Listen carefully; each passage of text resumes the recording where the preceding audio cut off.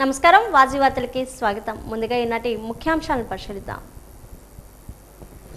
KGBV junior కళాశాల భవనాన్ని ప్రారంభించిన మంత్రి కొండపల్లి. విద్యకు ప్రభుత్వం అధిక ప్రాధాన్యత ఇస్తుందని వెల్లడి.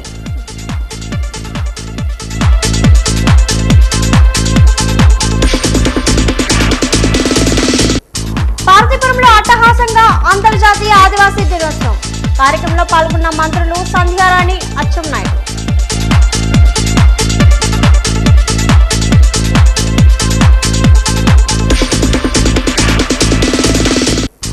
మన్యం బంద్ కు భారీ స్పందన. పాడేరు సహా ఏజెన్సీ ప్రాంతాల్లో బంద్.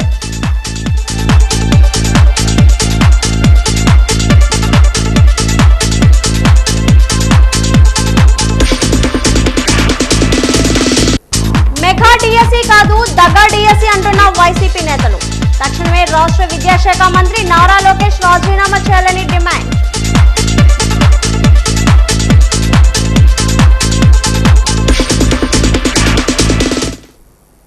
కూటమి ప్రభుత్వం విద్యకు అధిక ప్రాధాన్యత ఇస్తుందని రాష్ట్ర మంత్రి కొండపల్లి శ్రీనివాస్ అన్నారు.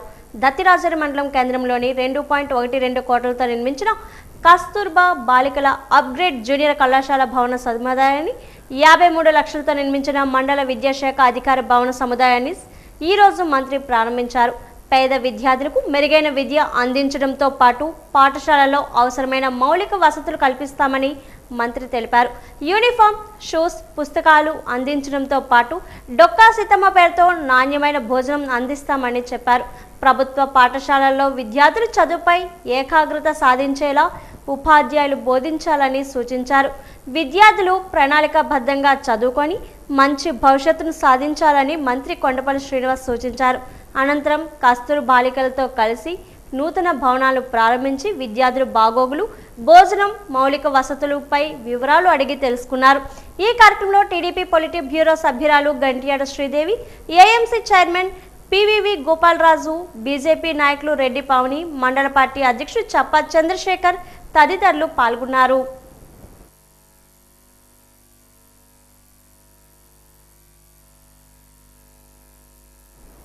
గిరిజనుల ఆర్థిక పురోగతికి, స్వయం సమృద్ధికి ప్రభుత్వం కట్టుబడి ఉందని రాష్ట్ర వ్యవసాయ శాఖ మంత్రి, జిల్లా ఇన్ఛార్జ్ మంత్రి కింజరపు అచ్చెన్నాయుడు, రాష్ట్ర మహిళా శిశు సంక్షేమ, గిరిజన సంక్షేమ శాఖ మంత్రి గుమ్మడి సంధ్యారాణి పేర్కొన్నారు.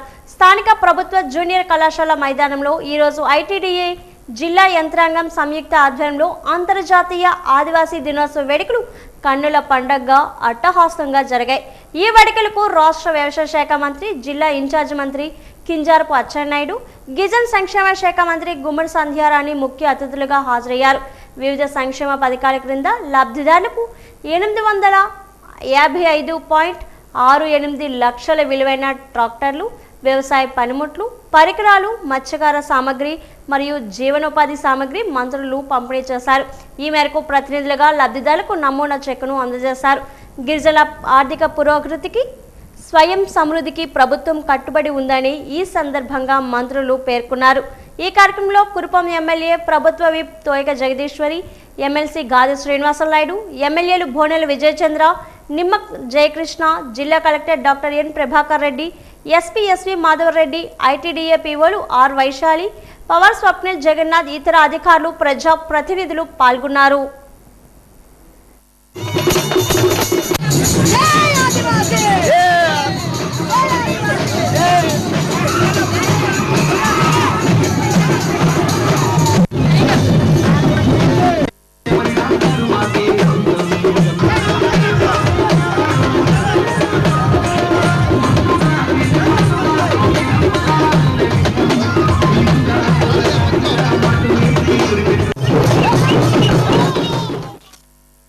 విశాఖపట్నం కేంద్రంగా రావాల్సిన రైల్వే రిక్రూట్మెంట్ బోర్డుని ముఖ్యమంత్రి చంద్రబాబు నాయుడు అమరావతిలో ఏర్పాటు చేయమని కేంద్ర ప్రభుత్వానికి లేఖ రాయడం ఉత్తరాంధ్ర యువతికి అన్యాయం చేయడమేనని ఏపీ లోక్సత్తా రాష్ట్ర అధ్యక్షుడు బీసెట్టి బాబ్జీ అన్నారు.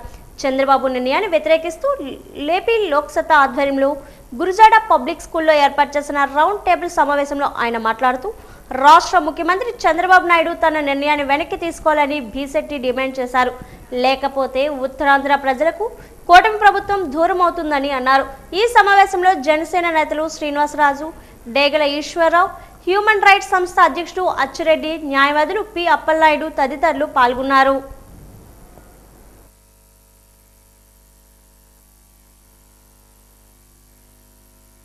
విశాఖపట్నం కేంద్రంగా ఏర్పడవలసినటువంటి రైల్వే రిక్రూట్మెంట్ బోర్డుని అమరావతిలో ఏర్పాటు చేయమని చంద్రబాబు నాయుడు గారు కేంద్ర ప్రభుత్వానికి లేఖ రాశారు. ఇది చాలా బాధాకరమైన అంశం. ఉత్తరాంధ్రలో వేల లక్షల మంది నిరుద్యోగులు ఉన్నారు, సంవత్సరాల తరబడి చదువుకుంటున్నారు. రైల్వే రిక్రూట్మెంట్ బోర్డు వస్తే ఓ లోకో పైలట్ కావాలని, లేకపోతే రైల్వేలో ఒక ఇంజనీర్ కావాలని, రైల్వేలో ఒక మంచి ఉద్యోగం సాధించుకోవాలని చెప్పి కష్టపడుతూ ఉంటే అమరావతికి అన్నీ పట్టుకెళ్ళిపోవాలనే ఆలోచన ఆ చంద్రబాబు నాయుడు గారికి రావడాన్ని నేను తీవ్రంగా వ్యతిరేకిస్తున్నాను. అందులో భాగంగానే ఈ నెల 3వ తారీఖున విశాఖపట్నంలో ఒక రౌండ్ టేబుల్ సమావేశం ఏర్పాటు చేశాను. ఈరోజు విజయనగరంలో పెట్టాను. దయచేసి మేధావులంతా ఆలోచించండి. పార్టీలు రాజకీయాలు పక్కన పెట్టండి. ఇదే కానీ అమరావతికి వెళ్ళిపోతే మన పిల్లలు నష్టపోతారు. మన ఉత్తరాంధ్రలో ఒక్క ఎమ్మెల్యే కూడా మాట్లాడే పరిస్థితి లేదు. చివరికి దిక్కుమాలిపోయిన పరిస్థితి ఏంటంటే ప్రతిపక్షంలో ఉన్నటువంటి పెద్దలు కూడా మాట్లాడట్లేదు. ఎంత రాజకీయాల్లో ఎంత అన్నదమ్ముల్లాగా ఉన్నారో జాగ్రత్తగా ఆలోచించండి. ప్రజలు పిచ్చెక్కిపోయి జనాలు ఓట్లేస్తారు. ఓటేసే ముందు మన పిల్లల భవిష్యత్తు ఏంటి, మనం ఏంటనే ఆలోచన లేకపోవడం వల్ల ఎవరు అధికారంలో ఉంటే వాళ్ళు చేస్తున్న పనులు ఇవి. గౌరవ ముఖ్యమంత్రి చంద్రబాబు నాయుడు గారు నిర్ణయాన్ని వ్యతిరేకిస్తూ ఈరోజు పెద్ద ఎత్తున రౌండ్ టేబుల్ సమావేశం పెట్టాను. రేపు శ్రీకాకుళంలో నిర్వహిస్తున్నాను. త్వరలో పెద్ద ప్రజా ఉద్యమం నిర్మిస్తాం. మీరు ఎవరైనా పట్టించుకోకపోతే, ప్రజలు దీనిపైన ఆలోచన చేయకపోతే మీ పిల్లల భవిష్యత్తు నాశనమైపోద్ది.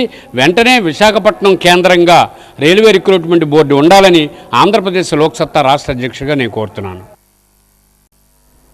రాష్ట్ర వైసీపీ అధ్యక్షులు వైఎస్ జగన్మోహన్ రెడ్డి పిలుపు మేరకు పార్తీపురం నియోజకవర్గ సమన్వయకర్త మాజీ శాసనసభ్యులు అలజంగి జోగారావు సారథ్యంలో వైఎస్ఆర్ కాంగ్రెస్ పార్టీ యువజన మరియు విద్యార్థి విభాగాల ఆధ్వర్యంలో నియోజకవర్గం కేంద్రంలో వైఎస్ఆర్ విగ్రహం వద్ద నిన్న ఉదయం ప్రారంభమైన రిలే నిరాహార దీక్షలు నేడు కొనసాగించడం జరిగింది.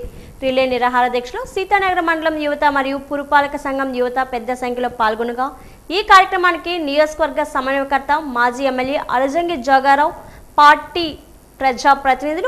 ప్రతినిధులు అందరూ పాల్గొని తమ సంఘీభావనం తెలియజేయడంతో పాటు దీక్షలో పాల్గొనడం జరిగింది. ఈ కార్యక్రమాన్ని ఉద్దేశించి మాజీ ఎమ్మెల్యే జోగారావు మాట్లాడుతూ కూటమి ప్రభుత్వం పాలనలో నిర్వహించిన మెగా డిఎస్సి అక్రమాలపై సిబిఐ విచారణ జరిపించాలని, అర్హులకు న్యాయం చేయాలని, డిఎస్సి అక్రమాలకు నైతిక బాధ్యత వహిస్తూ విద్యాశాఖ మంత్రి నారా లోకేష్ తక్షణమే రాజీనామా చేయాలని అన్నారు. డిఎస్సి అభ్యర్థులు వారి కుటుంబ సభ్యుల తరపున వైఎస్ఆర్ కాంగ్రెస్ పార్టీ యువజన విద్యార్థి విభాగాల ఆధ్వర్యంలో రాష్ట్ర వ్యాప్తంగా నిన్నటి నుండి 3 రోజుల పాటు రిలే నిరాహార దీక్షలు చేపట్టడం జరుగుతుందన్నారు.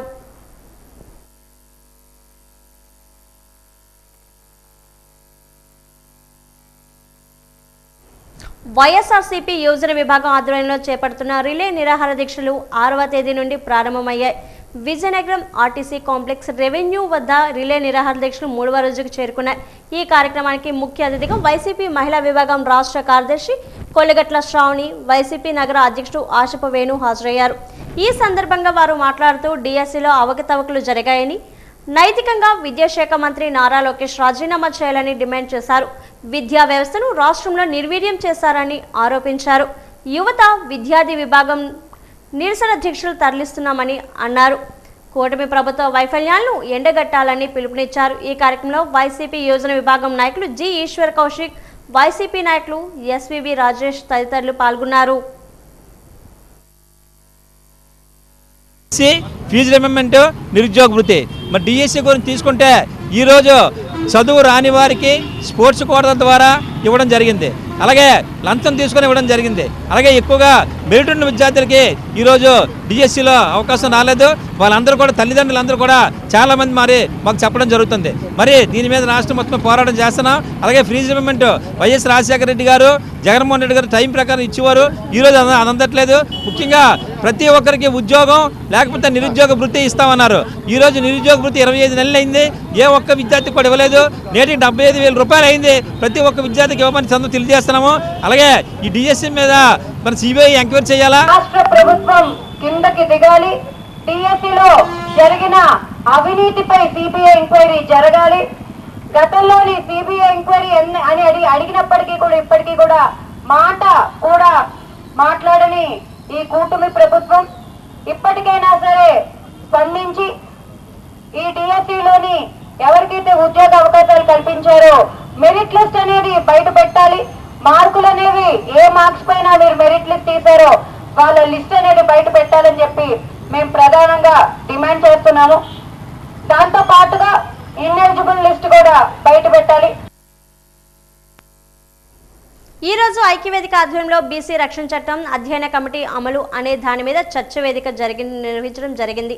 ఈ సందర్భంగా వక్తలు పిల్ల విజయ్ కుమార్, చోడి ఆదినారాయణ, రొంగుల రామారావు, తురాల శ్రీను, టీవీ దుర్గారావు, దిమిలి పైడ్రాజు, కె తిరుపతి నాయుడు, ఇప్పులి రామారావు, బూర ఐశ్వర్య మాట్లాడుతూ రాష్ట్రంలో బీసీల అభ్యున్నతి కోసం, రాజకీయ అధికారం కోసం అధ్యయన కమిటీ, రక్షణ కమిటీ ఏర్పాటు చేసి బీసీల సంక్షేమానికి, అధికారానికి ముందుకు రావడం అభినందనీయమన్నారు. అయితే బీసీ అధ్యయన కమిటీ రిపోర్టు ఇంతవరకు ప్రభుత్వానికి కానీ ప్రజలకు కానీ చేరదని తెలిపారు. రిపోర్టు రాకుండానే స్థానిక సంస్థల ఎన్నికలకు ప్రభుత్వం ప్రయత్నించడం బీసీ ప్రజలకు మోసం చేయడం అవుతుందని ఆవేదన వెల్లబుచ్చారు. రాష్ట్ర ప్రభుత్వం ఇప్పుడు రక్షణ కమిటీ పేరుతో మంత్రులను సభ్యులుగా చేర్చి ప్రజల అభిప్రాయాలు, బీసీ సంఘాల అభిప్రాయాలు, నాయకులు, ఎమ్మెల్యేలు అభిప్రాయాలు తీసుకొని రక్షణ చట్టం తెస్తామని ప్రకటించారని తెలిపారు. ఇప్పుడు మేము అందరం పోరాడుతున్నది ఈ కమిటీ తరపున, ఈ ఐక్యవేద తరపున మేము చెప్పేది ఏంటంటే మా బీసీలకి మాకు ఒక స్థానం కావాలి. ప్రతి అధికారంలో కూడా మాకంటూ పాపులేషన్ ఉన్నా కూడా మాకు ఇవ్వాల్సిన వర్గానికి మనకి ఇవ్వాల్సింది రావట్లేదు. సో అందుకోసం మేము ఈ బీసీ తరపున, ఈ ఐక్యవేద తరపున మేము ప్రభుత్వాన్ని ప్రశ్నిస్తున్నాము, కోరుతున్నాం కూడా. మాకు జరగాల్సిన న్యాయం మాకు జరగాలి. రాష్ట్ర ప్రభుత్వం రక్షణ కమిటీని, క్యాబినెట్ కమిటీని ఒకటి వేస్తుంది. చాలా హర్షించదగ్గ విషయం, చాలా సంతోషిస్తున్నాం. అయితే ఈ కమిటీ నివేదికని కమిటీ వేసి ఏదైతే సామాజిక అభివృద్ధితో పాటు రాజకీయ అభివృద్ధి కావాలి, రాజకీయ అధికారం ఉంటుందో అక్కడ అభివృద్ధి ఉంటుంది. మేము కోరేది ఏంటంటే ఈ సమాజంలో బీసీలకి వెనుముకైనటువంటి రాష్ట్ర ప్రభుత్వాలకి, కేంద్ర ప్రభుత్వాలకి వెనుముకగా ఉన్నటువంటి బీసీలకి 50% వాటా కావాలి. దానికి చట్టం చేయడము, అధికారంలో భాగస్వామ్యం చేయడము చేసి దాన్ని రాజ్యాంగంలో 9th షెడ్యూల్లో పెట్టేటట్టయితే బీసీ హక్కులకి ఎటువంటైనా డోకా ఉండదు, చట్టానికి ప్రజలకి మేలు జరుగుతుంది. సభ్యురాలు ప్రశ్నించారు అసెంబ్లీలో. కుట్టుమిషన్లు ఇస్తామని ట్రైనింగ్ ఇచ్చి కుట్టుమిషన్లు ఎవరికి ఇవ్వలేదు, ట్రైనింగ్ అయిపోయింది. అలాగే ఈ బీసీ కార్పొరేషన్ లోన్లు, బీసీ కార్పొరేషనే కాదు, ఎస్సీ కార్పొరేషనే కాదు, ఏ కార్పొరేషన్కి కూడా ప్రభుత్వం ఆ రోజు ఎందుకు ఏర్పాటు చేసిందో దాని ముఖ్య ఉద్దేశం ఏంటో ఆ రోజు నాటి సంగతి వేరు, ఈరోజు ప్రభుత్వ ఆలోచన వేరు. మరి ప్రభుత్వ పరిస్థితులు ఏంటో తెలియదు. దాన్ని ఇవాళ ఒక పత్రం రిలీజ్ చేయాలి.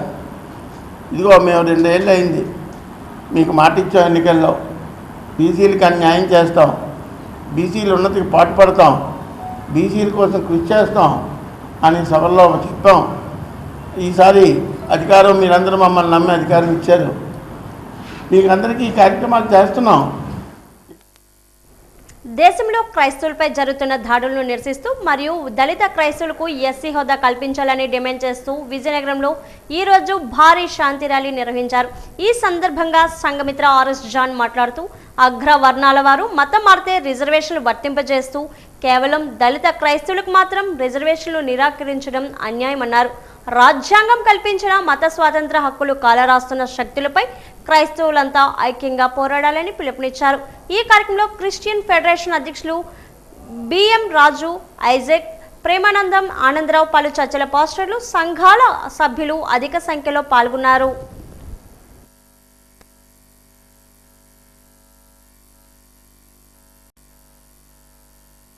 ఈ క్రైస్తవ శాంతి ర్యాలీ పెద్దలుగా నాతో పాటు పెద్దలు బిఎం రాజు గారు, మధు గారు, పైడిరాజు గారు, డానియల్ గాంధీ గారు, ప్రభాకర్ గారు, చాలామంది విజయనగరం జిల్లాలో ఉన్న సంఘ కాపర్లు, క్రైస్తవ విశ్వాసులు ఈరోజు విజయనగరంలో కోట దగ్గర నుంచి ఎంఆర్ఓ ఆఫీస్ వరకు ఒక శాంతి ర్యాలీని ప్రారంభించడం జరుగుతుంది.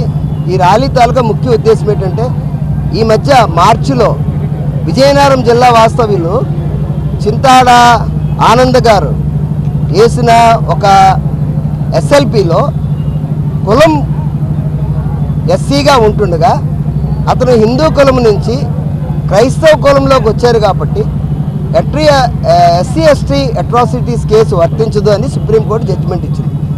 వీళ్ళరా ఆర్టికల్ 341 ఏం చెప్తుందంటే కేవలం రాష్ట్రపతి గారు గవర్నర్ల దగ్గర ఎవరైతే అణిచివేతకు గురవుతున్నారో ఆ వర్గాల్ని ప్రచురించమని ఆర్టికల్ 341లో ఉంటే రాష్ట్రపతి గారు ఆగస్టు 10, 1950వ సంవత్సరంలో ఆగస్టు 11, 1950లో గజెట్ పబ్లికేషన్ ఇస్తూ కేవలం ఎస్సీ అన్న కులము తాలూకా బెనిఫిట్స్ హిందూ మతము కాని వారికి రాదు అని రాశారు. రాజ్యాంగం ఏం చెప్తుందంటే రాష్ట్రపతి గారు సొంతంగా నిర్ణయాలు తీసుకోవడానికి లేదు. అతను తప్పకుండా ప్రధానమంత్రి సలహామే చేయాలి, లేకపోతే రాజ్యాంగంలో ఏది చెప్తుందో అదే చేయాలి. గురాన అయ్యలపై జరిగిన దాడిని రాష్ట్ర చిన్న మధ్యతరహా పరిశ్రమలు ఖాదీ గ్రామీణ పరిశ్రమల శాఖ మంత్రి కొండపల్లి శ్రీనివాస్ తీవ్రంగా ఖండించారు. ఇటీవల దాడికి గురైన అయ్యలు గారిని ఆయన నివాసంలో మంత్రి నేరుగా కలిసి పరామర్శించారు. దాడి జరిగిన తీరు మరియు ఆ సమయంలో చోటు చేసుకున్న పరిణామాల వివరాలను అడిగి తెలుసుకున్నారు. ఈ సందర్భంగా ఆయన మాట్లాడుతూ సమాజంలో ఇటువంటి భౌతిక దాడులను ఉపేక్షించేది లేదని, ఈ ఘటనకు కారణమైన వారిపై చట్టపరంగా కఠిన చర్యలు తీసుకుంటామని స్పష్టం చేశారు.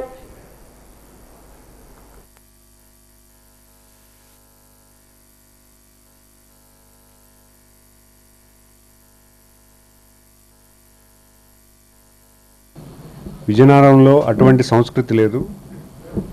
విజయనగరంలో ప్రజలుగా మనిషికి మనిషి గౌరవం ఇచ్చుకొని ముందుకు వెళ్ళినటువంటి తరుణం మనందరికీ తెలిసిందే. కానీ ఆ వ్యక్తులకి వెనుకున్నటువంటి వైకాపా నాయకులు ఎవరైతే ఉన్నారో వాళ్ళందరికీ హెచ్చరిస్తున్నాను, ఇది మీది మంచి పద్ధతి కాదు. మీరు చేస్తున్నటువంటి పరిస్థితి ఏ రకంగా కూడా ప్రజలు హర్షించరు. మీరు గతంలో ఉన్నతమైనటువంటి రాజకీయాలు చేసినటువంటి కుటుంబం నుంచి వచ్చినటువంటి వ్యక్తులు మీరు. ఈ కుటుంబం కూడా విజయనగరం జిల్లాలోనే పెద్ద కుటుంబం. మరి ఈ రకంగా ఒక వ్యక్తిని, ఒక కుటుంబాన్ని ఉసుగొల్పి ఈ కుటుంబం మీద దాడి చేయడం అంటే ఖచ్చితంగా చాలా పెద్ద తప్పని విషయం తెలియజేసుకుంటూ, చట్టం దాని పని తను చేసుకుంటుంది. ఆ పని చేయించినటువంటి వ్యక్తులను కూడా ఈరోజు యాక్షన్ తీసుకోమని చెప్పడం జరుగుతుంది. ఎందుకంటే ఇది బాధాకరం. గురాన్ సాధురావు గారు చాలా గౌరవమైన వ్యక్తి. ఆయన కుటుంబం కూడా ఎప్పుడు కూడా సమాజం మంచిగా ఉండాలి, అందరూ కూడా సంతోషంగా ఉండాలని ఆలోచించినటువంటి కుటుంబం. మరి ఈ ఇష్యూ ఒక టెంపుల్ విషయంలో ఈ గొడవ ఏదో స్టార్ట్ అయ్యి ఇంటికి వచ్చి మరి ఈ రకంగా చేయడం అనేది తెలిసింది. ఏదేమైనప్పటికీ కూటమి దీన్ని ఖండిస్తూ ఈ చేసినటువంటి వ్యక్తుల్ని ఖచ్చితంగా కఠిన చర్య తీసుకోమని పోలీసులు విజ్ఞప్తి చేసుకుంటున్నారు. ఆదివాసీ గిరిజన సంఘాలు జేఏసీ ఆధ్వర్యంలో రాష్ట్రం మన్యం బంద్కు పిలుపులో భాగంగా పాచిపెంట మండల కేంద్రంలో ఆదివాసీ గిరిజన సంఘం మరియు జేఏసీ నాయకులు జెన్ని రామయ్య, సుకూర్ అప్పలస్వామి, మాజీ సర్పంచ్ ప్రతినిధి మాదర సింహాచలం, సోయారి ఆదినారాయణ, కొర్ర కళ్యాణ్, వ్యవసాయ కార్మిక సంఘం నాయకులు సురు రామారావు, మన్యం ఆదివాసీ రాష్ట్ర గౌరవ అధ్యక్షులు పడాల తమ్మయ్య ఆధ్వర్యంలో జరిగింది. సిపిఎం జిల్లా కమిటీ సభ్యులు కోరాడ ఈశ్వరరావు సంపూర్ణ మద్దతు తెలిపారు. ఈ సందర్భంగా ఆర్టీసీ కాంప్లెక్స్ నుంచి రచ్చబండ వరకు ర్యాలీ, నిరసన కార్యక్రమాలు చేయడం జరిగింది. బంద్కు ప్రజలు సహకారం అందజేశారు. ఈ సందర్భంగా నాయకులు మాట్లాడుతూ 1/70 చట్ట పరిరక్షణకు కేంద్ర రాష్ట్ర ప్రభుత్వాలు తక్షణమే కౌంటర్ పెట్టి దాఖలు చేయాలని, ఉద్యోగ ఉపాధ్యాయ నియామకాల్లో 100% రిజర్వేషన్లు కల్పించే చట్టం తేవాలని, జీవో నెంబర్ పునరుద్ధరణ చేయాలని, నాన్ షెడ్యూల్ ఉన్న గిరిజన గ్రామాలు అన్ని 5వ షెడ్యూల్కు చేర్చాలని, అటవీ హక్కులు చట్టాన్ని పగడ్బందీగా అమలు చేయాలని అన్నారు. గిరిజన భూములకు రక్షణ కల్పించాలని అన్నారు.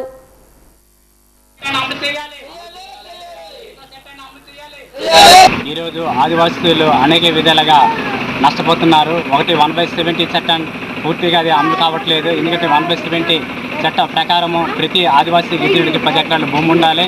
అది ఇప్పుడు ఇంకా అమలు కాలేదు. వెంటనే కేంద్ర రాష్ట్ర ప్రభుత్వాలు అది అమలు చేసే విధంగా చూడాలి. అదేవిధంగా ఈరోజు నాన్ సిటీ గ్రామాలు షెడ్యూల్ ఏరియాలలో చేర్చాలని ఈరోజు డిమాండ్ చేస్తాను.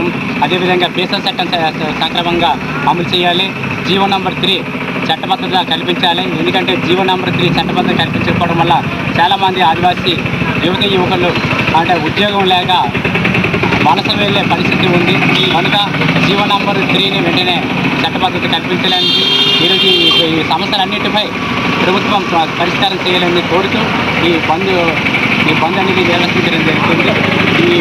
ఆగస్టు 8న బంద్కు పిలుపునివ్వడం అనేది జరిగింది. దీనికి సిపిఎం పార్టీ సంపూర్ణ మద్దతు అనేది తెలియజేస్తున్నాం. ఈరోజు 1/70 చట్ట పరిరక్షణ కోసం కేంద్ర రాష్ట్ర ప్రభుత్వాలు తక్షణమే కౌంటర్ అఫిడవిట్ దాఖలు చేయాలని, అలాగే ఉద్యోగ ఉపాధ్యాయ నియామకాల్లో 100% సంపూర్ణంగా గిరిజనులకి అవకాశం కల్పించాలని, అలాగే నాన్ షెడ్యూల్ గ్రామాల్లో ఉన్నటువంటి అన్ని గిరిజన గ్రామాలు షెడ్యూల్ గ్రామాల్లో చేర్చాలని, అటవీ హక్కుల చట్టాన్ని పకడ్బందీగా అమలు చేయాలని, పీసా చట్టాన్ని గ్రామ సభల ప్రాధాన్యత అప్పుడు 1956లో అప్పటి రాష్ట్రపతి ఆమోదించిన పంచాయతీరాజ్ యాక్టుల్ని వాళ్ళ గ్రామ సభలను కూడా పీసా చట్టాన్ని ఉల్లంఘించి ఈరోజు నరేంద్ర మోడీ ప్రభుత్వం కార్పొరేట్లకి, అంబానీ, అదానీలకి, బహుళజాతి కంపెనీలకి ఈ దేశ సంపదని, గిరిజన సంపదని, అటవీ సంపదని అప్పచెప్పడంలో భాగంగా ఈరోజు ఫారెస్ట్ అధికారులకి సర్వాధికారాలు ఇచ్చి గిరిజనుల్ని భూముల నుంచి వెళ్ళగొట్టే ఒక దుర్మార్గమైనటువంటి కుట్రపూరితమైనటువంటి ఆలోచనలు చేస్తున్నారు. కాబట్టి ఈరోజు అల్లూరి సీతారామరాజు, కొమరం భీం, బిర్సా ముండా లాంటి అనేక పోరాట యోధులు ప్రాణ త్యాగాల ఫలితంగా వచ్చినటువంటి సాధించుకున్నటువంటి విజయనగరంలో ఎస్బీఐ పెన్షనర్ల ఆత్మీయ సమ్మేళనం ఘనంగా జరిగింది. 75 వసంతాలు పూర్తి చేసుకున్న 12 మంది senior పెన్షనర్లను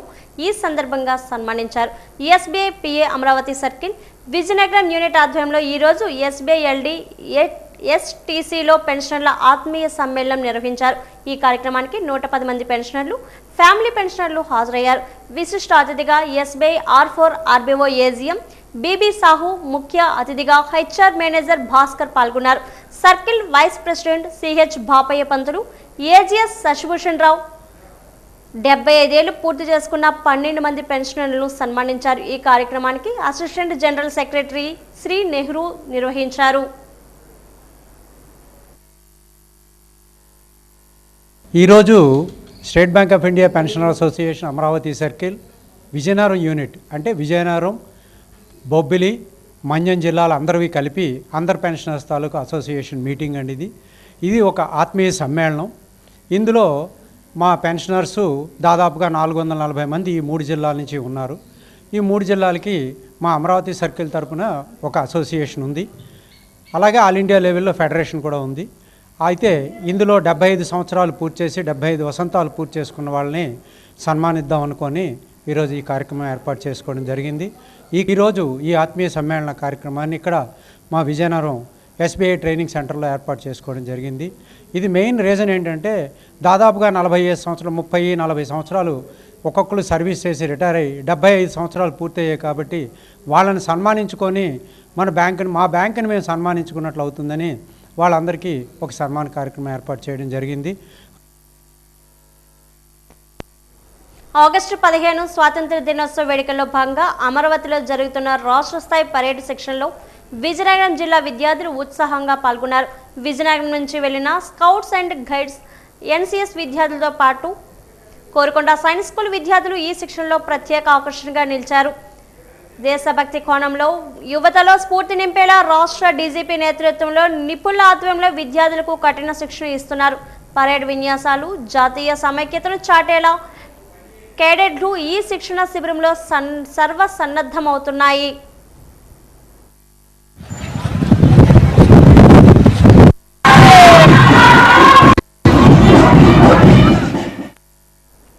Andhra Pradesh outsourcing employees JAC రాష్ట్ర వర్కింగ్ ప్రెసిడెంట్ జి మహేంద్రబాబు నేతృత్వంలోని ప్రతినిధులు మంత్రి కొండపల్లి శ్రీనివాస్ను కలిసి వినతి పత్రం అందజేశారు.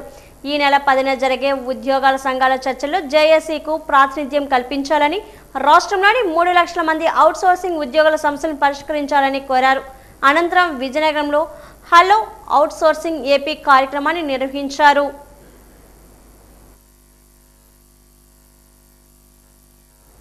విజయనగరం మండలం తెలుగుదేశం పార్టీ కార్యదర్శి పి అప్పలనాయుడు జన్మదిన వేడుకలు పార్టీ కార్యాలయంలో ఘనంగా జరిగాయి. పార్టీ నాయకులు కార్యకర్తల సమక్షంలో తెలుగుదేశం పార్టీ కార్యాలయంలోని కేక్ కట్ చేసి స్వీట్లు పంచిపెట్టారు. తెలుగుదేశం పార్టీ జిల్లా ప్రధాన కార్యదర్శి ప్రసాద లక్ష్మీ వరప్రసాద్, టీడీపీ మండల అధ్యక్షుడు గంటా పోల్నాయుడు మాట్లాడుతూ అప్పలనాయుడు మరిన్ని పదవులు అలంకరించి పార్టీకి మరిన్ని సేవలు అందించాలన్నారు. పార్టీని ముందుకు తీసుకుని వెళ్లడానికి అప్పలనాయుడు క్రియాశీలకంగా పనిచేస్తున్నారని అన్నారు. అప్పలనాయుడుకు ఈ సందర్భంగా పుట్టినరోజు శుభాకాంక్షలను తెలియజేశారు. ఈ కార్యక్రమంలో పి రాజేష్, కోదండరాం యాదవ్ తదితరులు పాల్గొన్నారు. విజయనగరం మండలం జనరల్ సెక్రటరీ అయినటువంటి పాసి అప్పలనాయుడు గారు జన్మదినం సందర్భంగా ఈరోజు మా విజయనగరం నియోజకవర్గం తెలుగుదేశం పార్టీ కార్యాలయంలో అప్పలనాయుడు గారి పుట్టినరోజు వేడుకలు జరుపుకోవడం జరిగింది. దీనికి మా పార్టీ క్యాడర్ అందరూ కూడా ఆయనకి విశేష చేయడం జరిగింది. అలాగే ఆ భగవంతుడు ఆయనకి నిండు ఆరోగ్యాలు ఇచ్చి ఉన్నత పదవుల్లో అధిరోహించాలని చెప్పేసి మేము మనస్ఫూర్తిగా కోరుకుంటున్నాం. ఈరోజు మన మండల పార్టీ జనరల్ సెక్రటరీ అయినటువంటి మన పాసి అప్పలనాయుడు గారు పుట్టినరోజు వేడుకలు ఈరోజు బంగ్లాలో పార్టీ నాయకులందరూ ఆధ్వర్యంలో వారి యొక్క వేడుకల్లో పుట్టినరోజు వేడుకలు చేయడం జరిగింది. ఏదైతే ఈరోజు కేక్ కటింగ్ చేసి పార్టీ నాయకులందరూ కూడా ఆయనకి శుభాకాంక్షలు తెలియజేశారు. ఆయన ఇప్పుడు మండల పార్టీ అధ్యక్షుడు సెక్రటరీగా ఉన్నాడు. ఆయనకి భగవంతుడు ఇంకా ఎంతో శక్తినిచ్చి మొత్తం మండలంలో ఇంకా మంచి పనిచేసి పార్టీకి మంచి పేరు తేవాలని మేము అందరం కూడా కోరుకుంటున్నాం. జనసేన పార్టీ నాయకులు గురాణ అయ్యలపై వైసీపీ నేతలు చేసిన దాడిని తీవ్రంగా ఖండిస్తున్నామని భారతీయ జనతా పార్టీ జిల్లా అధ్యక్షుడు రాజేష్ వర్మ అన్నారు.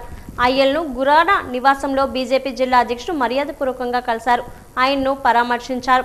ఈ సందర్భంగా రాజేష్ వర్మ మాట్లాడుతూ గొడ్డల పార్టీ సంస్కృతిని వైసీపీ నేతలు కడప నుండి విజయనగరానికి తీసుకుని వచ్చారన్నారు. దాడులు చేసిన వారిపై కఠిన చర్యలు తీసుకోవాలన్నారు. సమస్యలు ఉంటే సానుకూలంగా పరిష్కరించుకోవాలన్నారు. భౌతిక దాడి చేయడం దారుణమన్నారు. భారతీయ జనతా పార్టీ ఈ విషయాన్ని తీవ్రంగా ఖండిస్తుందని అన్నారు. గతంలో కూడా బీజేపీ నేతపై వైసీపీ నేతలు దాడి చేయడం జరిగిందని అన్నారు. ఇలాంటి సంస్కృతి మానుకోవాలని సూచించారు. విధంగా వైఎస్ఆర్సీపీ నాయకుల యొక్క దౌర్జన్యాలు పెరుగుతూ ఉన్నాయి.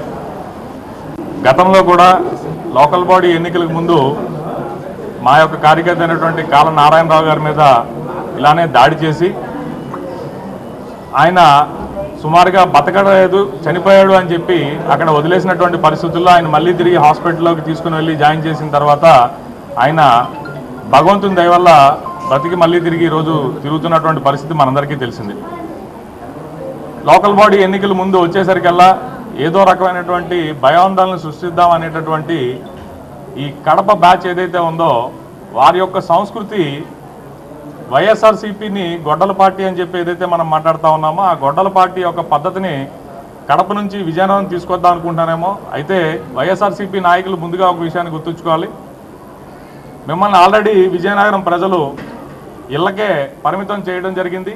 మీరు ఇదే పరిస్థితులు కానీ కొనసాగించినట్లయితే రానున్న రోజుల్లో మీరు గడప దాటడం కూడా కష్టమవుతుంది అనేటటువంటి విషయాన్ని గుర్తించాలి. ప్రజల్లోకి వెళ్ళేటప్పుడు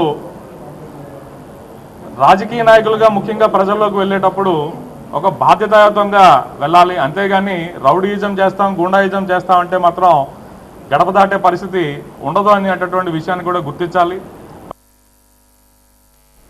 రైతన్నల శ్రేయస్ కోసం రాజముద్రతో కూడిన పట్టాదారు పాస్ పుస్తకాలు అందించడం జరుగుతుందని రాష్ట్ర సూక్ష్మ, చిన్న, మధ్య తరహా పరిశ్రమలు, గ్రామీణ పేదరిక నిర్మూలన, ప్రసవాంధ్రుల సాధికార సంబంధాల శాఖ మంత్రి కొండపల్లి శ్రీనివాస్ పేర్కొన్నారు.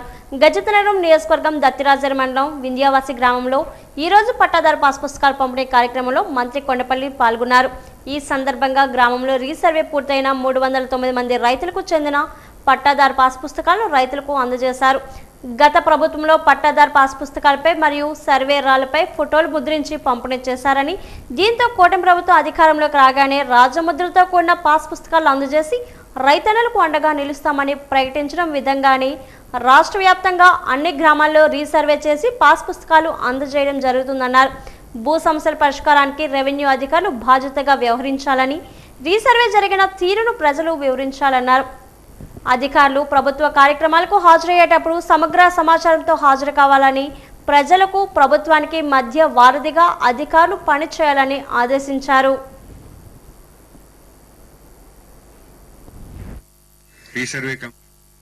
ప్రభుత్వం ఇచ్చినటువంటి అవకాశాన్ని ప్రజలకు మంచి చేకూర్చేలాగా మీరు పనిచేయాలి.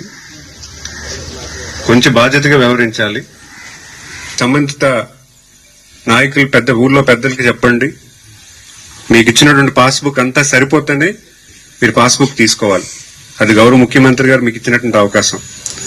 ఎందుకంటే మన భూమి మన హక్కు, మనం కష్టపడి సంపాదించిన భూమి మన హక్కు కల్పించాల్సిన బాధ్యత ప్రభుత్వానికి ఉంది.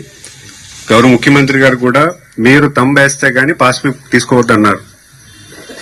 మీరు వాళ్ళ అధికారులు మీకు పాస్బుక్ ఇచ్చారు, మీకు వేయమంటే వేయకండి. మీ భూమి మీకు పూర్తిగా జతపరిస్తేనే మీరు వేయాలి.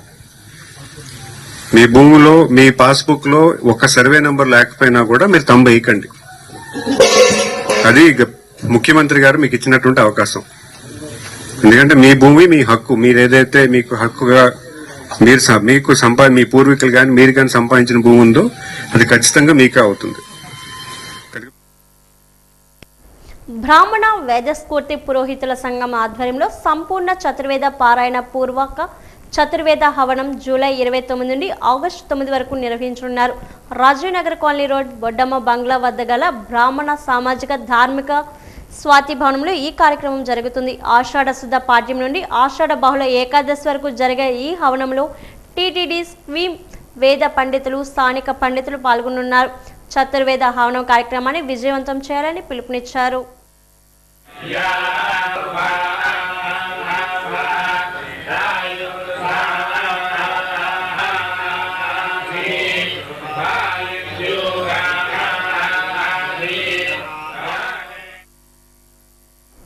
ఉద్యమాలు చేసేంత అవకతవకలు డిఎస్సి విషయంలో జరగలేదని కేంద్ర మాజీ మంత్రి చింతామోహన్ అభిప్రాయపడ్డారు.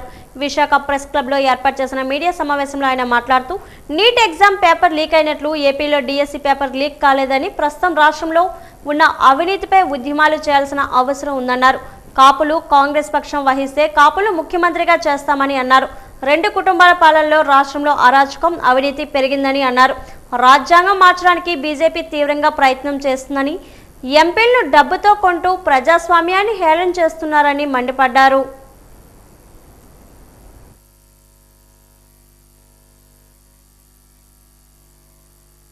పరిస్థితులు, రెండవది రాష్ట్రంలో 2 కుటుంబాల పరిపాలన, మూడవది కాపులు కాంగ్రెస్ పార్టీ, చివరిలో డిఎస్సి.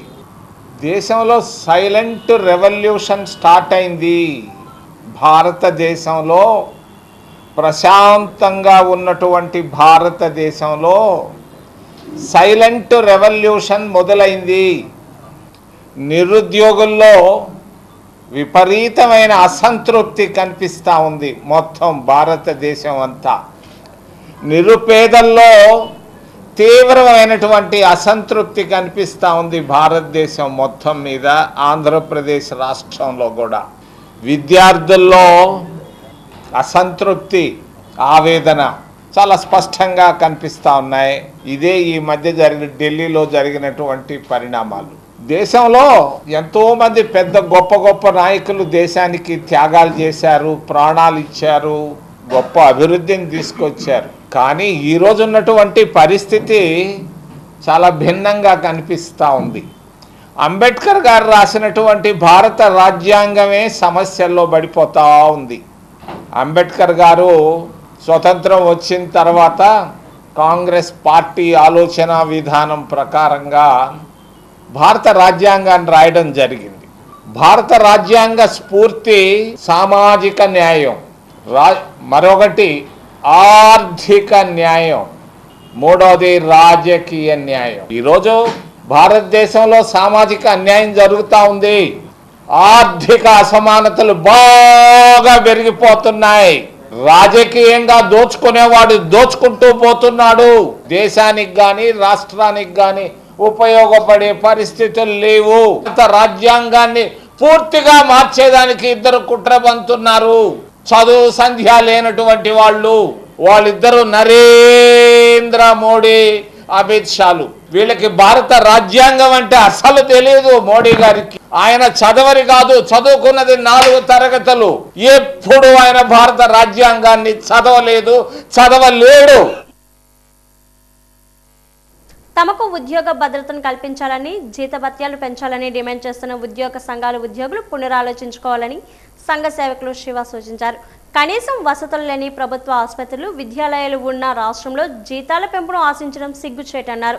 డాబా గార్డెన్స్ ప్రెస్ క్లబ్లో ఏర్పాటు చేసిన విలేకరుల సమావేశంలో ఆయన మాట్లాడుతూ, సామాన్యుడిగా ఉద్యోగ సంఘాలను సూటిగా ప్రశ్నిస్తున్నానని, మధ్యతరగతి నుండి ఉద్యోగస్తులుగా మారిన వారు ధనిక వర్గానికి ఎలా చేరుతున్నారని ప్రశ్నించారు.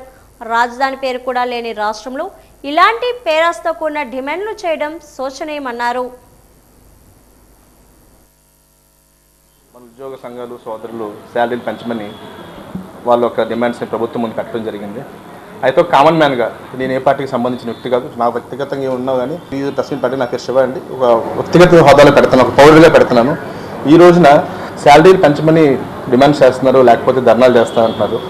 ఓకే, ఇవన్నీ ముందు నేను ఒక పౌరుడిగా ఒక ఉద్యోగ సంఘాలకి నా సోదర సమానులైన సోదరిమణ సమానులైన ఉద్యోగులకి ఒక ప్రశ్న వేస్తున్నాను. కొన్ని ప్రశ్నలు నా దగ్గర ఉన్నాయి, వాటికి ముందు సమాధానాలు చెప్పి దాని తర్వాత వాళ్ళ శాలరీ పెంచడం కోసం ఎంతైనా వాళ్ళు డిమాండ్ చేయమని కోరుకుంటున్నానండి.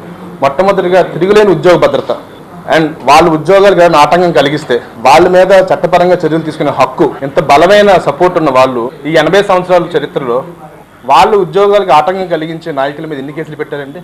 వాళ్ళు ఇప్పుడు కేసులు పెట్టినా కానీ ధర్నాలు చేసే వాళ్ళ మీద, అపోజిషన్ మీద తప్పితే వాళ్ళ విధులకు ఆటంకం కలిగించే శక్తి ఎవరికి లేదండి.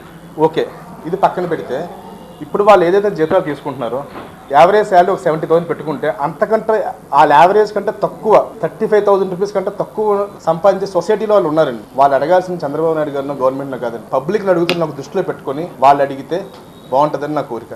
అంత శాలరీ తీసుకున్న వాళ్ళకి ఏనాడు పబ్లిక్ ముందుకు వచ్చి మీకు ఎందుకంత జీతాలు, మీకు ఎందుకంత ఉద్యోగ భద్రత అని ఎవరు అడగలే. ఎందుకంటే మీరు అందరూ మానవ భాగమే. కానీ వెళ్ళక ముందు పేద మధ్యతరగతి వర్గాల నుంచి వెళ్ళిన వాళ్ళు అక్కడికి వెళ్ళక వేరే వర్గంగా ఎందుకు తయారవుతున్నారు మీకు తెలియదా? సాధారణ మధ్యతరగతి బతుకు ఎలాగుంటే మీకు తెలియదా? మీకు శాలరీ ఏ సొసైటీ నుంచి మీరు అడుగుతున్నారు జీతాలు పెంచమని? ఒకే బెడ్ మీద ఇద్దరు బాలింతలు పడుకోబెట్టి ఆ సొసైటీ నుంచి మీరు అడుగుతున్నారు. ఉద్యోగాల్లాగా వేరే స్టేట్ వలస వెళ్ళిపోయి ఆ స్టేట్ నుంచి మీరు అడుగుతున్నారు. కనీసం ఒక రాజధాని కూడా పేరు చెప్పుకోని స్థాయిలో ఉన్న ఆ సొసైటీని మీరు అడుగుతున్నారు జీతాలు పెంచమని. అది పక్కన పెడితే ఈ రోజు నేను ఒక సవాల్ ఇస్తున్నా ఉద్యోగులకు కానీ ఉద్యోగ సంఘాలకు కానీ. 100 పనులు చేపిస్తాను నేను. అవి డబ్బులు ఇస్తే కానీ 100 పనులు 100 పనులు చేపిస్తా. ఆ 100లో ఒక్క పనైనా ఫ్రీగా అయితే నేను మీ తరపున పోరాడతా. ఆ 100కు 100 కూడా డబ్బులు ఇస్తే కానీ పరిస్థితిలో ఉంటే మీరు ఉద్యోగం ఆఫీస్ వెనక్కి వెళ్తారండి? వెనక్కి వెళ్తారా?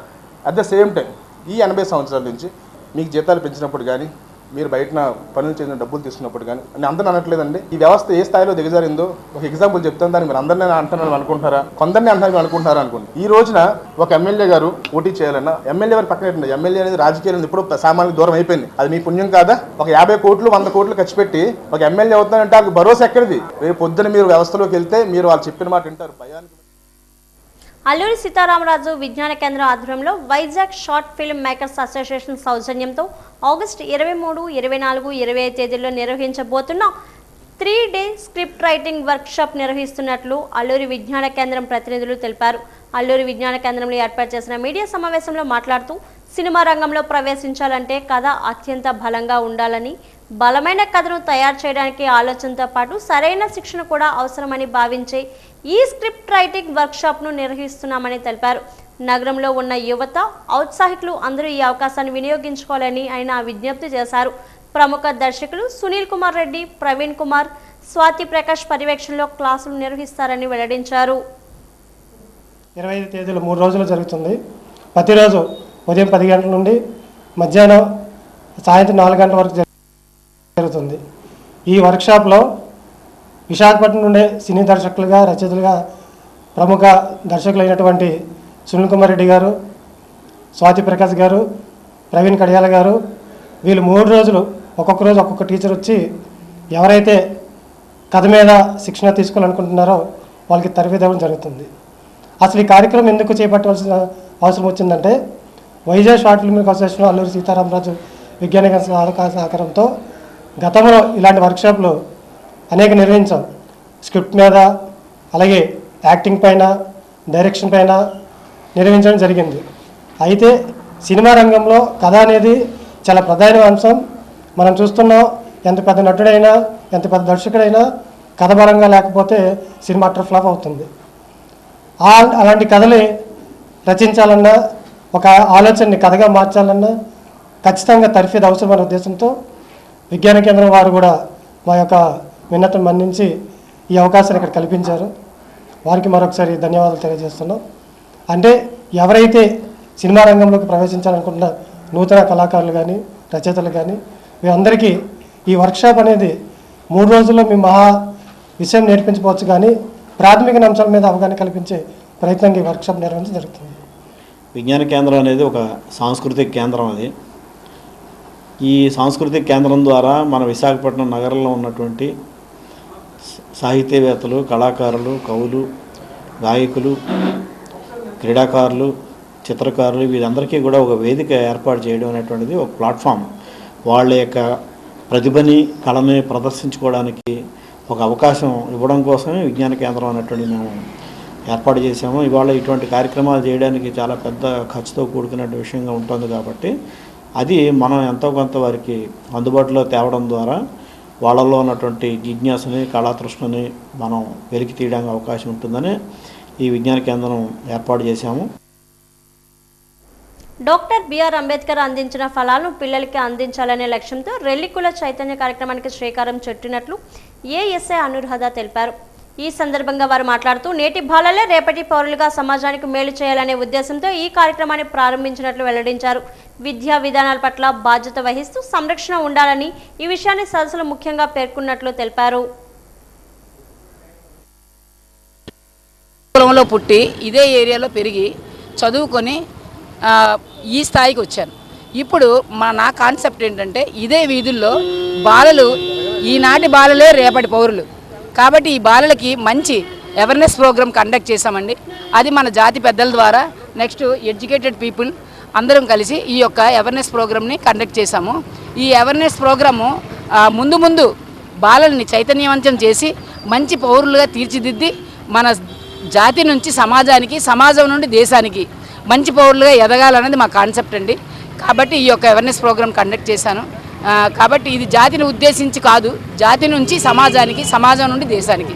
జై భీమ్, జై రెల్లి అండి. ఈరోజు నేటి బాలలే రేపటి పౌరులు, ఈరోజు చదువే రేపు ఎదుగుదల.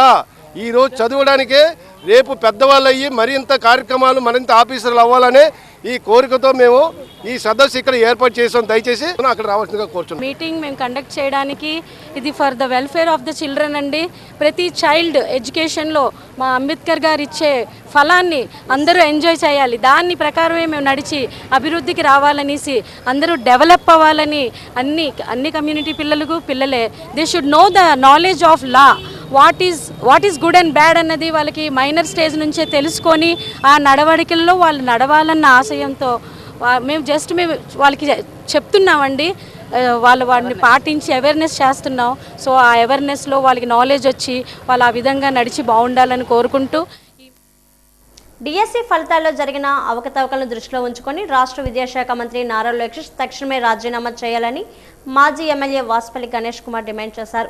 జంతర్ మంతర్ వద్ద నీట్ ఎగ్జామ్ పేపర్లో లీకేజీ వ్యవహారంపై జాతీయ స్థాయిలో జరిగిన ఉద్యమ నేపథ్యంలో జంజీ స్ఫూర్తితో ఈ ఉద్యమాన్ని దక్షిణ నియోజకవర్గంలో కొనసాగిస్తున్నట్లు ఆయన తెలిపారు. విద్యాశాఖ మంత్రి నారా లోకేష్ ఈ విషయంపై విపక్షాలతో డిబేట్కు సిద్ధం కావాలని పిలుపునిచ్చారు.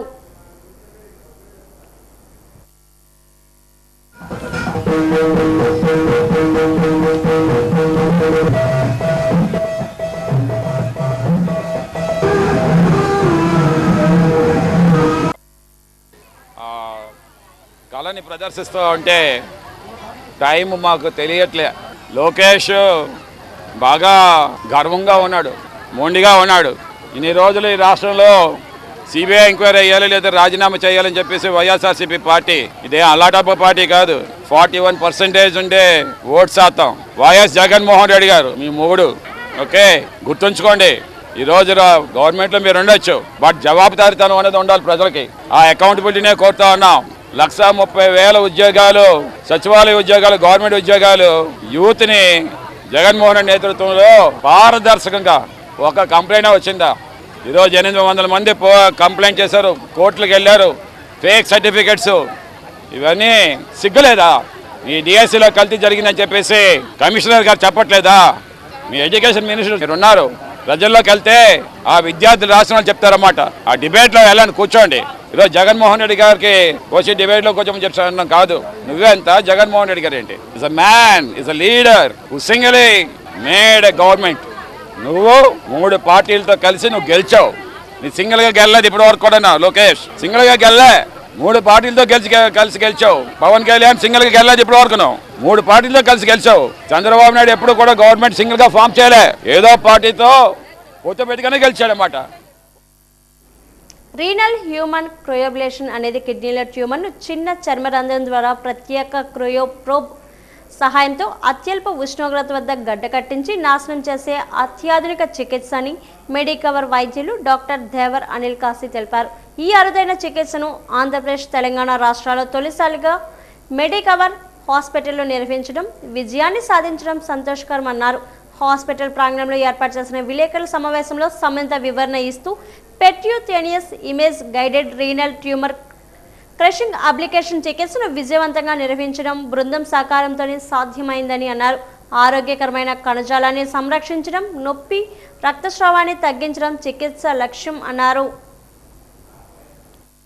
2-year-old male who came to us with a left renal tumor of 3.5 centimeters with comorbidities of diabetes mellitus, hypertension, mild coronary artery disease, left ventricular hypertrophy and a history of acute kidney injury in the recent past. Now there were 2 options which were given to this patient, either to go for laparoscopic or robotic surgery and cryoablation. The patient and the relatives were very keen on getting renal cryoablation done, which we did, and as I told you, we connected the cryoprobe to the cryoablation machine, and then with argon gas pumping through the tip of the needle forms an ice ball within the tumor, which leads to complete destruction of the tumor. And this entire procedure was done under mild IV sedation and local anesthesia. Who is 72 years old, has undergone cryoablation on June 11th, 2026. When we approached Dr. Anil Devra sir for the particular treatment, the way he explained the procedure and the level of confidence he has given to us for the particular treatment is exceptional. And the moment he said the cryoablation is one of the best and safest procedures available in the worldwide market, we were very happy about it, and it made us easy to give go ahead on the particular treatment, as we know the condition of our father.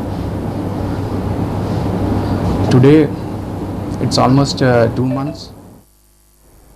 కేంద్రంలో అధికారంలోకి వచ్చి 12 ఏళ్లు కావస్తున్న BJP ప్రభుత్వం ప్రజల సమస్యలు గాలికి వదిలేసిందని, corporate సేవలు నిమగ్నమైందని విమర్శిస్తూ సిపిఐ ఆధ్వర్యంలో ఈ నెల 6 నుండి 15వ తేదీ వరకు పాదయాత్రలో నిర్వహిస్తున్నట్లు ఎస్కే రహమాన్ తెలిపారు. ఆరిలోవా అమెరికన్ హాస్పిటల్ వద్ద నిర్వహించిన పాదయాత్ర కార్యక్రమంలో భాగంగా ఆయన మాట్లాడుతూ ప్రజల దాహార్తిని కూడా తీర్చలేని ప్రభుత్వాలు ఎందుకని ప్రశ్నించారు. ఆరిలోను ప్రతిరోజు గంట పాటు మంచినీరు సరఫరాను చేయాలని డిమాండ్ చేశారు. ఇప్పటికే భూగర్భ జలాలు ఎండిపోతున్న నేపథ్యంలో డేటా సెంటర్ను ఇక్కడ కేటాయించడం దారుణమన్నారు. దించండి, దేశాన్ని కాపాడండి అని భారతదేశ వ్యాప్తంగా సిపిఐ జాతీయ పార్టీ పిలుపులో భాగంగా ఈ నెల 6వ తారీఖు నుంచి 15వ తారీఖు దాకా అన్ని ప్రాంతాల్లో పాదయాత్రలు జరుగుతున్నాయి. అందులో భాగంగా ఈరోజు 3వ రోజు 8వ తారీఖున తూర్పు నియోజకవర్గం ఏదైతే ఉందో ఇక్కడ నుంచి మరి ఇలా 13వ వార్డు అంతా కూడా పాదయాత్ర చేయడం అనేది జరుగుతుంది. ఈరోజు కూటమి ప్రభుత్వం కూడా అదే పందాల ముందుకు పోతుంది. అంటే అత్త సొమ్ము అల్లుడు దానం చేసేటట్టు ఈరోజు గూగుల్ డేటా సెంటర్లు తీసుకొని వచ్చి గూగుల్ డేటా సెంటర్లు ఇక్కడ అడివరం ఏదైతే ఉందో ముడసల్లో 121 ఎకరాలు అనేది ఇచ్చారు. ఇందులోనే మరి అప్పన్న స్వామి కొండ ఏదైతే ఉందో కొండ నుంచి వస్తున్న నీరు అనేది ముడసల్లో రిజర్వేర్లు స్టోరేజ్ అయ్యి 13వ వార్డు అంతా కూడా పైప్ లైన్ ద్వారా ఈరోజు జీవీఎంసీ వాళ్ళు నీరు ఇస్తున్నారు. ట్యాంకుల ద్వారా కూడా నీరు సప్లై చేస్తున్నారు. ఇప్పటికే ముడసల్లో రిజర్వేర్ పూర్తిగా ఎండిపోయింది. గూగుల్ డేటా సెంటర్ కానీ పెడితే ఈరోజు ఏదైతే పెద్ద పెద్ద భవనంతులు వస్తాయి కాబట్టి ఆ నీరు వచ్చే అవకాశం కూడా లేని పరిస్థితి ఉంది. కాబట్టి ఇప్పటికే 9 నుంచి 13వ వార్డు దాకా 5 వార్డులో కూడా నీరు అనేది లేదు. భూగర్భ జలాలు పూర్తిగా ఎండిపోయి అడుగంటిపోయి జీవీఎంసీ పబ్లిక్ బోర్డులు కొడితే చుక్క నీరు కూడా ఆర్లోలో రాలేని పరిస్థితి ఉంది. మరి దీనికి సంబంధించి స్థానిక ఎమ్మెల్యే గారు కూడా మొన్న వినతి పత్రం ఇచ్చాం. మరి నేటి వరకు ఏదో ట్యాంకులు పంపిస్తామని చెప్తున్నారు తప్ప నేటి వరకు శాశ్వత పరిష్కారం అనేది లేదు. మేము యుద్ధ ప్రాతిపదిక మీద ప్రభుత్వానికి ఒకటే చెప్తున్నాం, అన్ని ప్రాంతాల్లో ఇంకుడు గోతులు ఏర్పాటు చేయాలని. రెండవది ఇప్పుడు రోడ్లు వేస్తున్నారు. రోడ్లు వేసిన తర్వాత రోడ్డు కాలువ దాకా కూడా చివరి దాకా వేస్తున్నారు. వర్షాలు వస్తే కాలువ నుంచి నీరు పోతుంది. 2 అడుగులు వదిలేస్తే మట్టి భూమి ఉంటుంది కాబట్టి ఆ మట్టిలో పడిన వర్షం నీరు అనేది ఇంకి భూగర్భ జలాలు ఎండిపోకుండా ఉంటుంది. కాబట్టి నిత్యావసర వస్తువు ధరలు కూడా ఈ మధ్యకాలంలో విపరీతంగా పెరిగిపోయి బియ్యం బ్యాగ్ మీద 350 రూపాయలు పెరిగాయి. ఆయిల్ ప్యాకెట్ కానీ అన్నీ కూడా విపరీతం పెరిగిపోయి ప్రజలు కొనుగోలు చేసి బ్రతుకు చేయడం చాలా కష్టంగా ఉంది. కాబట్టి 1వ తారీఖు వచ్చే నెల 1వ తారీఖున రామ్లీల మైదానంలో లక్షలాది మంది మరి కార్మికులతోటి ప్రజలతోటి పెద్ద ఎత్తున మోడీ హటావో దేశ్ బచావో అని ఢిల్లీలో మరి నిరసన కార్యక్రమం జరుగుతుంది. దీనికి డిఎస్సిలో బయటపడిన అవకతవకలపై తక్షణమే విచారణ జరిపించాలని వైఎస్ఆర్సీపీ నాయకులు డిమాండ్ చేశారు. ఈ మేరకు జీవీఎంసీ గాంధీ విగ్రహం వద్ద నిరసన బాట పట్టారు. ఈ సందర్భంగా వారు మాట్లాడుతూ తొలి సంతకం అంటే డిఎస్సిపై సంతకం చేసి పారదర్శకతను గాలికి వదిలేశారని మండిపడ్డారు. రాష్ట్ర విద్యాశాఖ మంత్రి నారా లోకేష్ నైతిక బాధ్యత వహిస్తూ రాజీనామా చేయాలని డిమాండ్ చేశారు.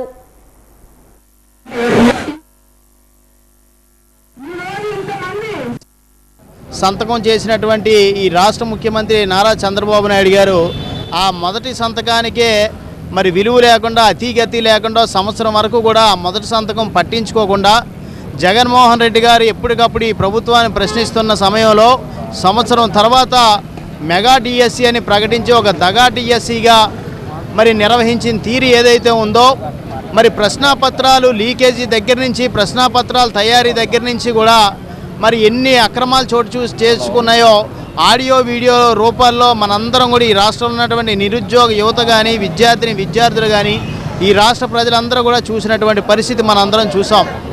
మరి దీనికి ఎటువంటి నైతిక బాధ్యత లేకుండా ఏదైతే ఒక అవుట్ సోర్సింగ్ ఉద్యోగిని ఆ ప్రశ్నాపత్రాల తయారీలో ఒక ఎన్సీఆర్టీలో ఒక అవుట్ సోర్సింగ్ ఉద్యోగి ద్వారా ఆ పేపర్ లీకేజ్ వ్యవహారం కానీ ఆ అవుట్ సోర్సింగ్ విద్యార్థికి కృష్ణా జిల్లాలో మొదటి ర్యాంక్ రావడం కానీ మరి తర్వాత ఇవన్నీ బయటపడిన తర్వాత లేదు ఆ విద్యార్థికి మొదటి ర్యాంక్ కాదని చెప్పేసి మీరు ప్రకటించినటువంటి తీరు ఏదైతే ఉందో మీకు మీరుగానే ఒప్పుకున్నటువంటి పరిస్థితి.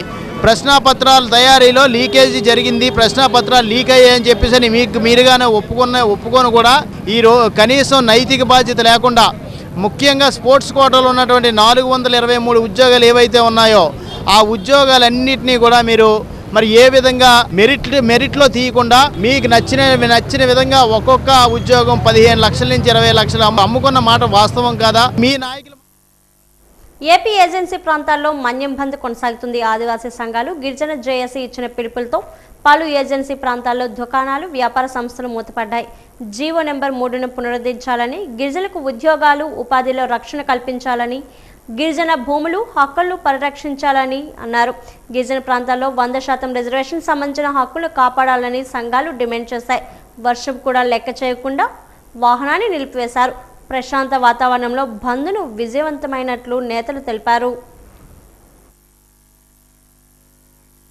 మద్దతు లభిస్తోంది. ప్రభుత్వం కావాలని పోలీసులు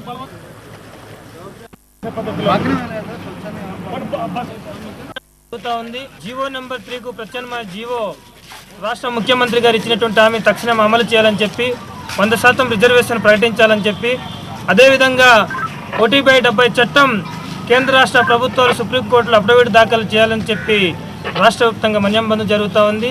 ఈరోజు ఆదివాసీ ప్రాంతంగా స్వచ్ఛందంగా ఆ బంద్ ప్రశాంతంగా కొనసాగుతూ ఉంది. కనుక తక్షణమే రాష్ట్ర ప్రభుత్వం తక్షణమే సీఎం గారు తక్షణమే జీవో నెంబర్ 3 మీద ప్రత్యామ్నాయ జీవో మీద తక్షణమే ప్రకటించాలి. లేని పక్షంలో ఏజెన్సీ వ్యాప్తంగా మరింత ఉద్యమాలు ఉద్రిక్తం చేస్తామని చెప్పేసి సందర్భంగా హెచ్చరిస్తా ఉన్నాం. కాపు జాతి ఆశాజ్యోతి స్వర్గీయ ముద్రగడ పద్మనాభం సంతాప సభను విశాఖలో ఈ నెల 9న ఘనంగా నిర్వహించనున్నట్టు కాపునాడు అధ్యక్షుడు తోట రాజు తెలిపారు. ఈ మేరకు ద్వారకానగర్ పౌర గ్రంథాలయంలో ఆయన మీడియా సమావేశంలో మాట్లాడారు. కాపు ముద్దుబిడ్డగా సామాజిక సమానత్వం కోసం ముద్రగడ చేసిన చిరస్మరణీయ పోరాటాలు, అందించిన సేవలను గుర్తు చేసుకునేందుకు ఈ సభను ఏర్పాటు చేస్తున్నట్లు తెలిపారు. జిల్లాలోని కాపు కుటుంబ సభ్యులు, ముద్రగడ అభిమానులు రాజకీయాలకు అతీతంగా పాల్గొని ఈ సభను విజయవంతం చేయాలని కోరారు. వెన్యూలో మరి ఆయనకి సంతాప సభ పెట్టడం జరుగుతుంది. పొద్దున 10 నుంచి ఈ కార్యక్రమం ఆరంభం అవుతుంది. ఈ కార్యక్రమానికి మా జాతిలో ఉన్న దిగ్గజాలు, మహానాయకులు, అలాగే ఇతర ఆయన అభిమానించే నాయకులు కూడా తరలి వస్తున్నారు.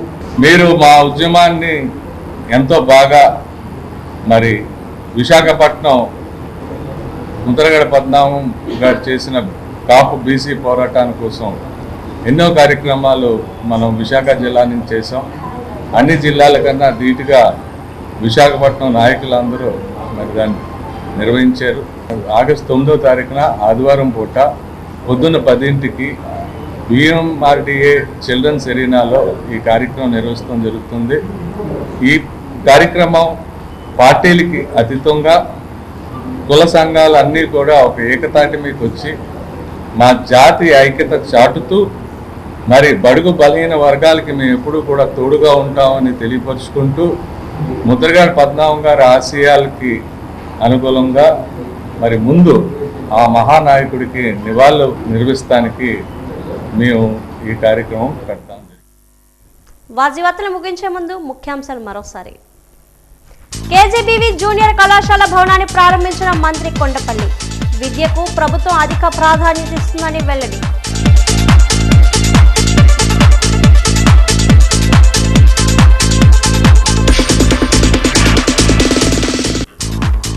పార్వతీపురంలో అట్టహాసంగా అంతర్జాతీయ ఆదివాసీ దినోత్సవం. ఈ కార్యక్రమంలో పాల్గొన్న కలెక్టర్, జేసీ, ఐటీడీఏ పీఓ.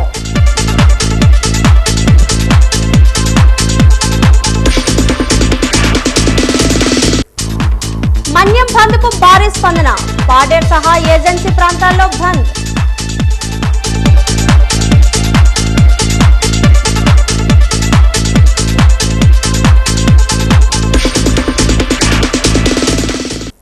మెగా డిఎస్సీ కాదు ధగా డిఎస్సీ అంటున్న వైసీపీ నేతలు. తక్షణమే రాష్ట్ర విద్యాశాఖ మంత్రి నారా లోకేష్ రాజీనామా చేయాలని డిమాండ్.